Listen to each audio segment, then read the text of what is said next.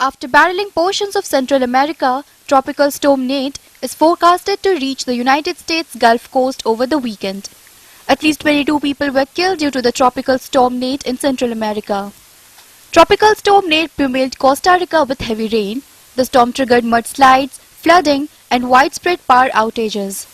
The governor in Louisiana has already declared a state of emergency. People there are stocking up on food.